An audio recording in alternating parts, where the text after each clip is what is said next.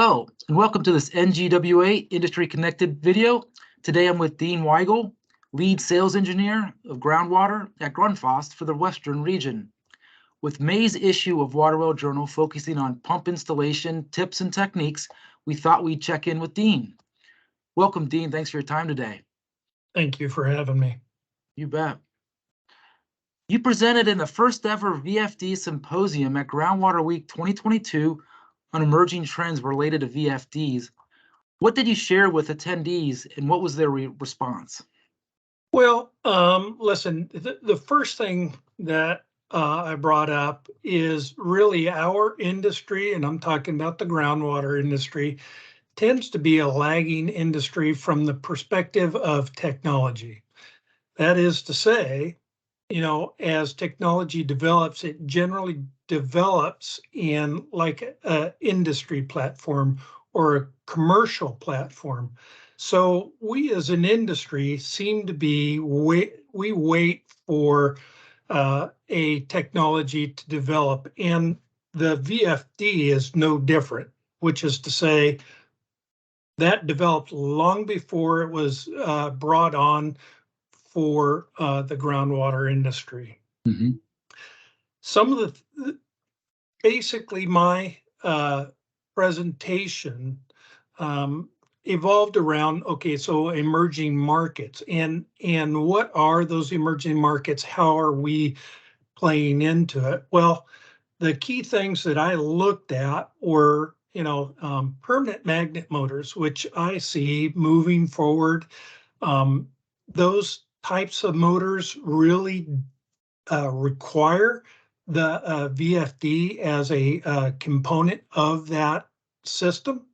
So how is that playing into, maybe residential, maybe agriculture, but, across the board, moving forward, how is that going to play in our industry? And like every other industry, we are now looking at total efficiency for our products when we put them in the field like that. Additionally, I looked at the solar applications for VFD, and moving forward, that's going to give us, we're a very wide breadth of products that we can now go into with solar applications, which is to say, where before we may have done, small applications that are filling storage tanks, now we can do applications that are deeper. They provide more volume, more head. Additionally, we can take and combine or blend our AC and DC power to make those work not only as a solar application, but a 24/7 application. So there's actually quite a bit that we're able to get into on the solar side with the VFD. And it's not a big jump away from where the VFD is going to DC. So again, it's a great transition into that field. And the last thing I really went after was the digital side of it, which is to say communication and management of the systems that we're putting out there. I mean, if you have a pivot that you have a pump on, how do you manage how much flow at any given point you want that pump to provide? So speed that thing up, slow it down, meeting the demand of, the crop and the time of year, right? So right. a lot of versatility. And again, on the other side of that is the management side. What kind of issues does that system have that may need to be mitigated, and do you get information based on that from the VFD through that digital input? Okay. So quite a bit of information there, but I mean, that's kind of where I saw, emerging trends moving forward. And real quick, you mentioned the solar application. For guys out there who are not familiarized with solar, quick 1 or 2 tips on learning the application or things to know going into possibly installing solar? Well, yeah, so I'll be really honest. The first thing, especially when you're using kind of a legacy type of pump, trying to get an idea of how to size that thing, that can be somewhat intimidating. Don't let it be, because once you get an idea of how that works, it makes it much simpler. And what I mean by that is, you look at a standard performance curve. You have your X and Y axis, your head and flow. Well, that's a little bit different for solar application when you're taking a look at it. Secondly, sizing your panels becomes critical. Okay, both on the front side and the back side. And what I mean by that is, the front side, obviously, you need to have a specific number of panels for operating that pump. You need so many watts to operate it, but you need to have those set up in such a way that you have your current and your voltage balanced out appropriately. And the VFD does a very good job of mitigating issues as long as you do have the appropriate number of panels sized and wired correctly. Good deal. Okay. And at Groundwater Week 2022, what did you personally learn about VFDs or other pump technology at the show? Well, I will tell you that it is quite interesting to see a couple of things. One, again, going to the permanent magnet motor, you're going to see a lot more of that. Now, listen, those permanent magnet motors, especially the integrated inverter with permanent magnet motors, have been out there for a while, 20 plus years. We're seeing a lot more of that come online, and that's across many different manufacturers. Do I see that being the be all end all to every application? No, but it is certainly a much more efficient system to be installing. The other thing I saw was really just how integrated we're seeing VFD come into all aspects of these pumps. Between the 3, the 4, both of those motor sizes. Additionally, you see a lot of them integrated into above ground motors, so jet pumps, booster pumps, all those kind of applications. So there's an awful lot of integration into our different types of pumping applications that we see. Mm-hmm. And is there a tip or two you generally share with young pump installers, something they may not find in a book or manual? Well, okay, so, and this includes me when I first started into the VFD side. Listen, it's always intimidating. Okay, when you get up there, you worry about, okay, am I going to push the wrong thing? Is this drive going to blow off the wall?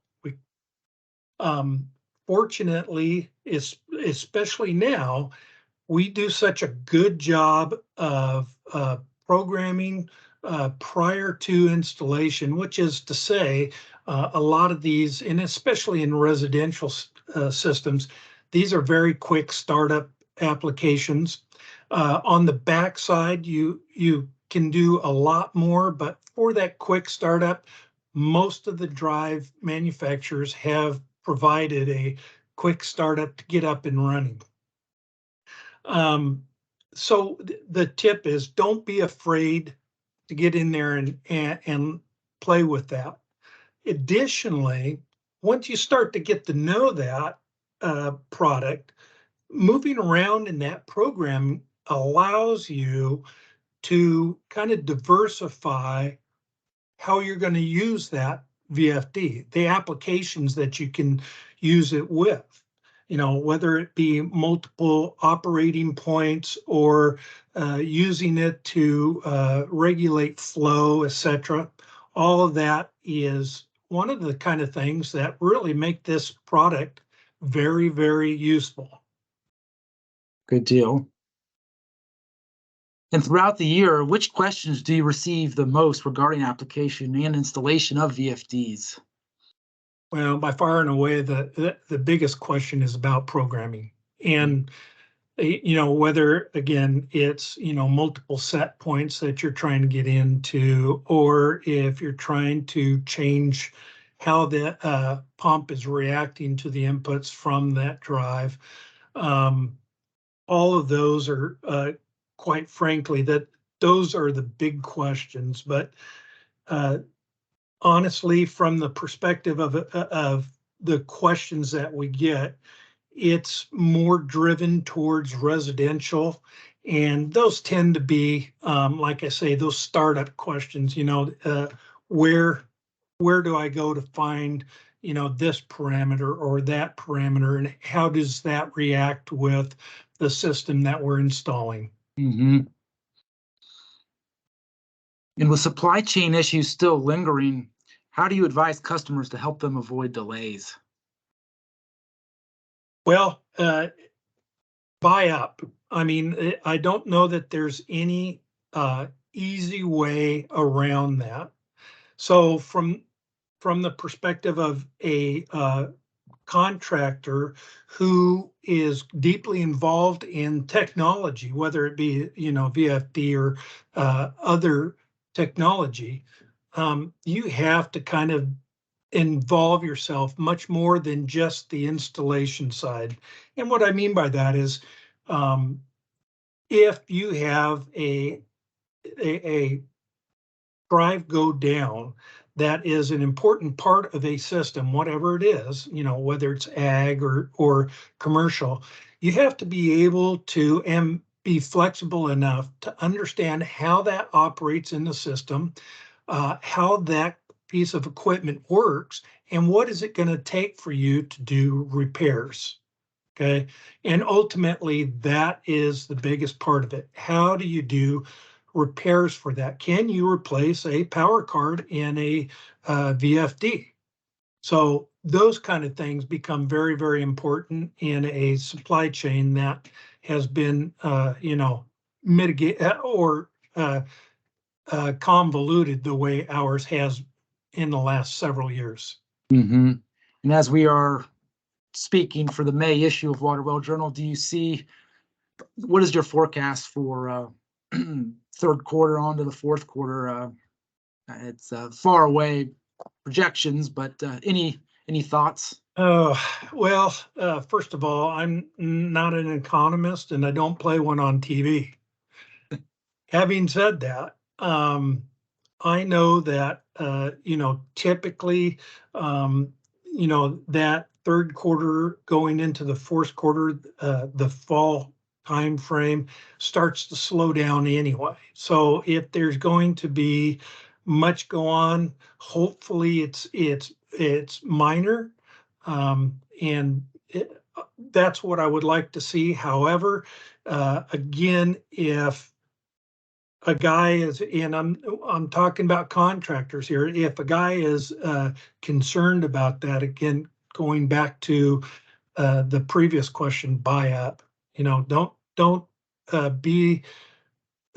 be the guy that has to give a competitor's name because you don't have the product.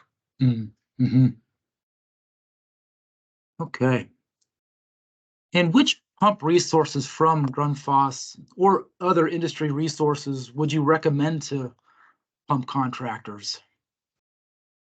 Well, listen, from the manufacturer side, most manufacturers provide some type of digital learning, whether it be, a webinar or, some type of testing class, or even just straight up YouTube type of learnings.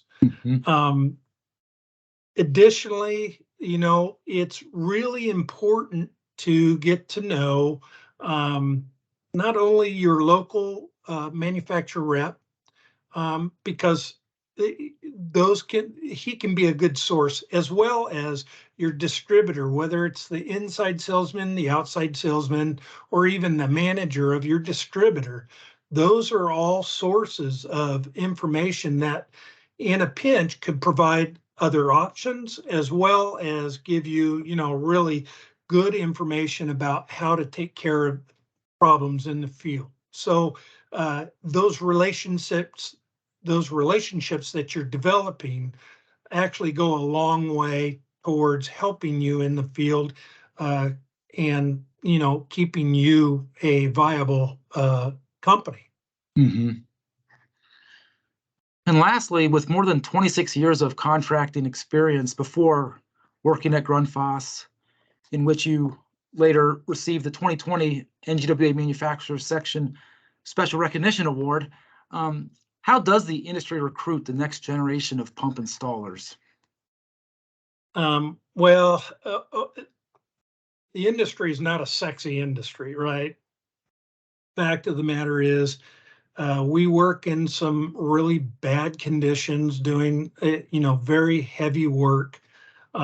It's not uncommon to have driving snow while you're drilling. It's not uncommon to be pulling a pump in 110-degree weather with a 15-mile-an-hour side wind that's creating a furnace blast.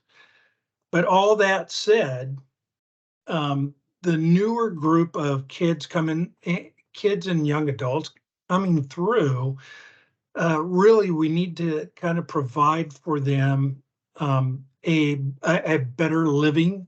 And by that, I mean better pay. I mean, listen, I got minimum wage when I first started, and that unfortunately was less than, I'm kind of afraid to say, but it was about $4 an hour. But having said that, moving forward, we need to be able to pay a wage that not just a quote unquote living wage. You need to be able to pay a wage that is going to make a guy comfortable not only in the job that he's doing, but also comfortable in his home life. So there's that. And the pay is one thing, but additionally, good benefits, right? So health benefits, the kinds of things that make them feel secure in the place that they're working. Education, I think, is very, very important, because if I feel that if a guy doesn't understand the products he's working with, it makes him feel unsecure, right? I'm not sure about how is that supposed to work? And if you don't feel secure about it, then you tend to be less prone to stick with it. Okay, so getting that education really does start to pull them into the industry. And last, what I would say is a good family environment. Start creating a situation where it's not just the guy that's working for you, it's his family. How do you create a situation where everybody benefits from a good employee? Because ultimately, that good employee is going to make your company benefit. And I guess really the final thing is good competition. I'm a big believer that the better the competition you have, the better you will be. Okay. Well, this has been great, Dean. Thanks for the information you shared today and for your time. Really appreciate it. It was my pleasure. Thanks for having me on.